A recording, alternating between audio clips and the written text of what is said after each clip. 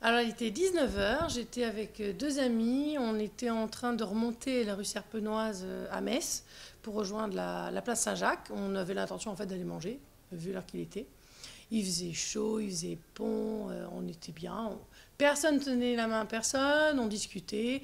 Bon, moi j'étais habillée en tri militaire avec ma petite casquette, mon pot de tabac dans les mains. Et puis voilà, on marchait, on discutait, rien de spécial. Les deux à côté étaient ensemble, mais ne s'affichent pas. Donc, et puis elles sont hyper féminines toutes les deux, donc il y avait vraiment pas vraiment de signe de quoi que ce soit.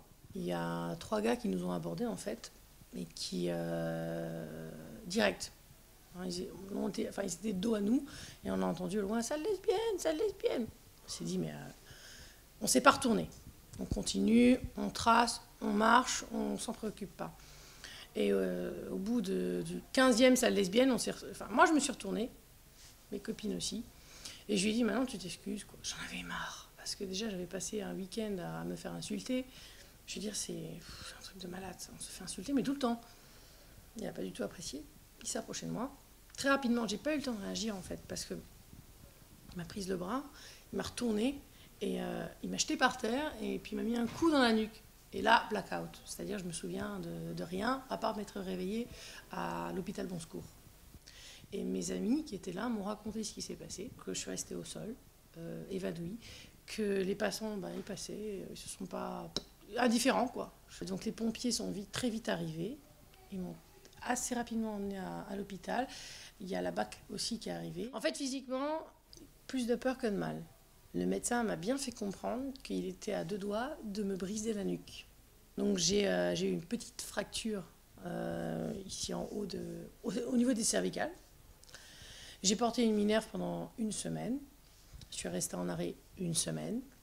Et après, j'ai fait pas mal de séances de kiné, des séances de psychiatre, enfin, de psy aussi, pour pouvoir en parler.